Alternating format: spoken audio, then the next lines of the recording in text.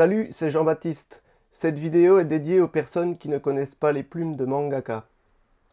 Je vais te montrer les 3 sortes de plumes qui sont utilisées par les mangaka. Ici, ce sont des plumes de la marque Zebra, mais il en existe d'autres de la marque Tachikawa et Nikko par exemple. Les plumes de la marque Zebra sont les plus utilisées par les mangaka. On commence par la plume G, dite G-Pen. Elle sert à ancrer presque tout. Elle est assez difficile à maîtriser puisque la grosseur du trait varie selon la pression qu'on lui soumet.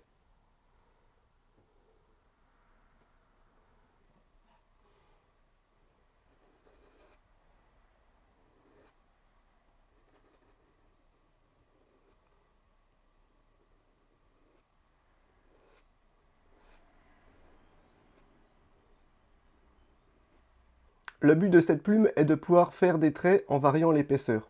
Mais attention de bien garder un trait d'une grosseur régulière lors de l'ancrage. De ne pas faire des espèces de vagues.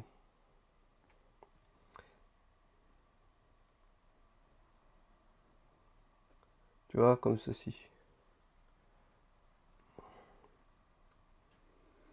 Donc le but c'est de garder un trait d'une même grosseur.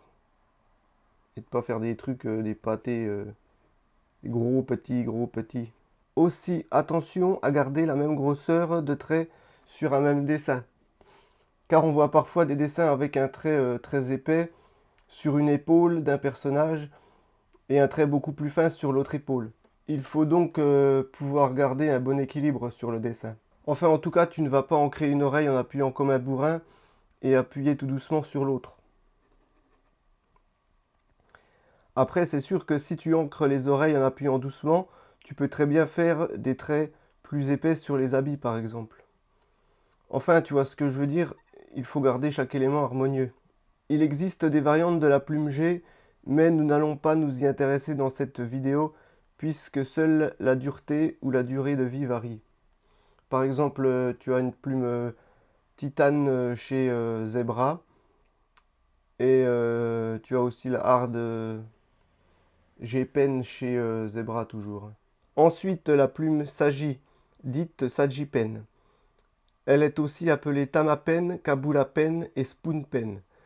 Donc si tu tombes ici ou là sur des appellations différentes, tu sauras qu'il s'agit de cette plume. C'est la même, il n'y a que le nom qui change. Elle est utilisée pour faire le même travail d'ancrage que la plume G, à la seule différence que l'épaisseur de son trait reste invariable.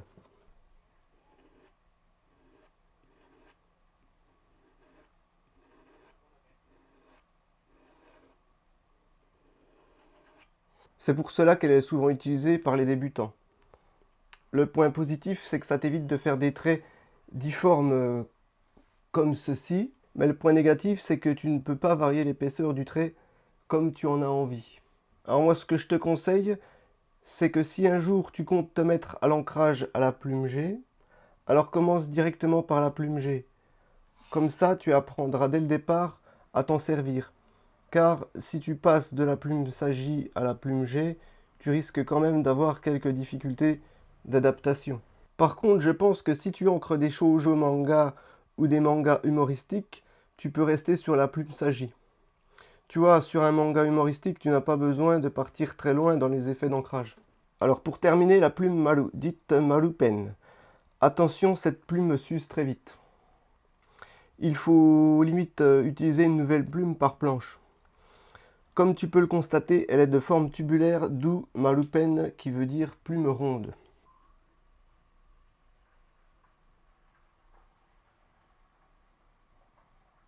Celle-ci est utilisée pour ancrer tout ce qui est détail et arrière-plan. Mettons que tu utilises une plume Saji pour ancrer tes personnages, tu pourras utiliser la plume Maru pour ancrer les cheveux par exemple, puisque c'est pareil que la plume G, l'épaisseur du trait varie en fonction de la pression sur celle-ci.